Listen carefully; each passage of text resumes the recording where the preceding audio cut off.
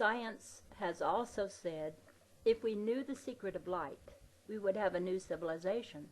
We might even become aware of God through knowing that secret. There is the answer to that new civilization that is coming now. For we are going to know the secret of light, and we are going to be aware of the nature of God. Man has never been aware of the nature of God. In fact, it has often been declared that the human mind could never comprehend God.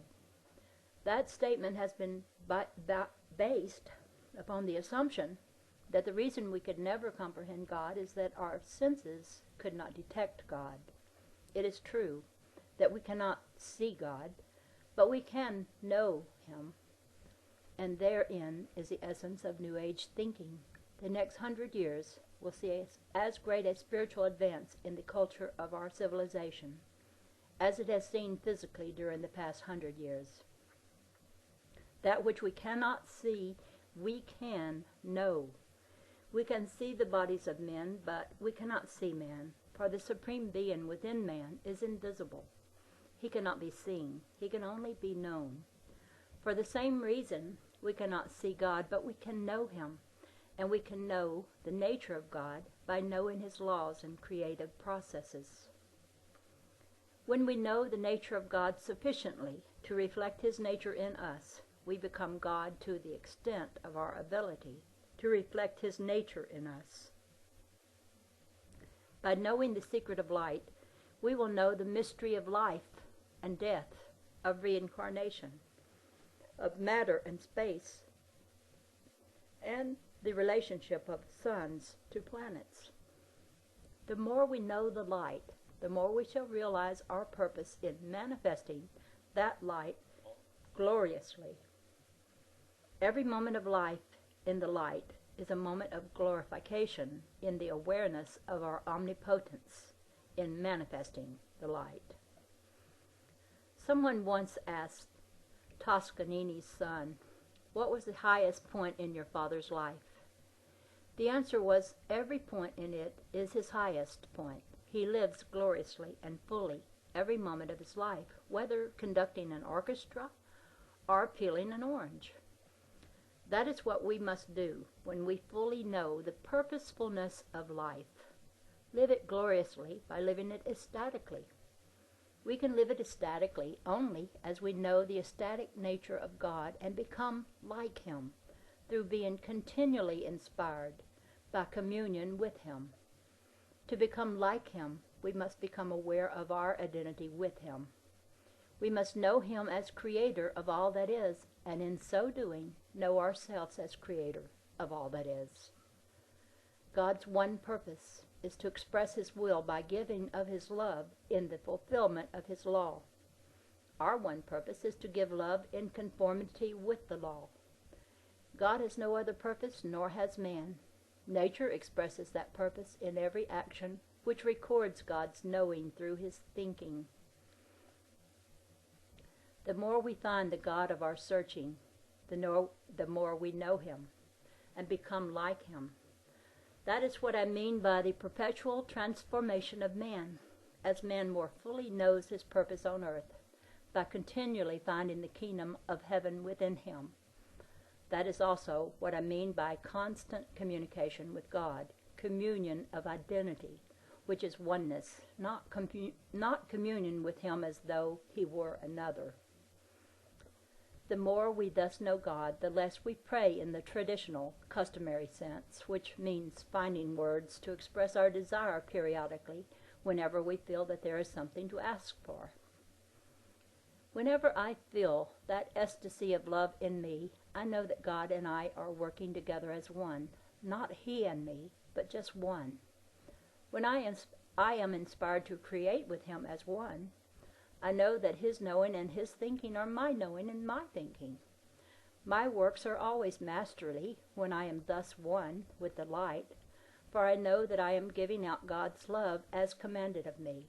I know that my inspiration is God's silent voice being recorded through me. That ecstatic love state of my consciousness is my forever prayer, which gives me my desires because of knowing God's desires. Whenever I am in that state, I am praying. And whenever the demands of earth and body cut me off from that continuous state of communion, then things go wrong. Work done then is not masterly. All the little troubles of earth and ills of body pile up in front of me to become mountains until I am again in the light of love. When that happens, all inharmonies disappear. Needed supply comes toward me instead of seeking it. Needed supplies come toward me instead of my seeking it. Ills of body are as though they were not, and omnipotential power is mine again. Thus it is that humanity flounders purposelessly because of being unaware of purpose. Thus it is that weaknesses, fears, and illnesses attack the bodies of individuals and collective man whenever he fails to manifest God's will by the giving of love. Normalcy of body and mind can come only to him who is purposeful, a purposeful part of nature. So long as purposefulness is manifested by any unit of God's creation, just so long will normalcy of that unit continue. The slightest breach of the law is instantly balanced by recording abnormalcy in that unit. The measure of such recorded abnormalcy is the measure of that breach of the law. In this manner, the units of nature which are expressing their purposefulness are continued in normalcy throughout their cycles, while those which breach their normalcy are attended with the consequences of their unbalanced actions. Nature thus manifests its law by getting rid of purposeless units, for as soon as any of them cease to be purposeful, by expressing the universal love principle, nature shortens their cycles to eliminate them. Anger, for example, is not love, therefore it is not a purposeful manifestation of the fundamental principle of nature. He who expresses anger breaks the universal law of love. For so doing, that law breaks him by creating toxic effects within his body in the measure of his own self-condemnation. This is a balanced universe of love. Every wave of God's thinking records that absolute balance of love. Every unbalanced wave of man's thinking creates distortions which must be balanced by himself. These distortions do not affect the balance of the universe. Its purposefulness continues in its balanced expression of universal law. Consider our present civilization in this light. Is it not plainly evident that mankind has been breaking the law so violently that he has himself condemned himself to self-destruction? The whole world body is sick unto death for its flagrant breach of purposefulness by breeding hate and fear through manifested greed, instead of manifesting the love nature of God. The entirety of civilization is slated for self-destruction for that reason, and its only chance for a renaissance lies in replacing greed with love in all human relations. Over and over again, man has broken himself by thus disobeying the law, and he will forever continue to break himself until he comprehends the law sufficiently to obey it. Through comprehension, man can save himself.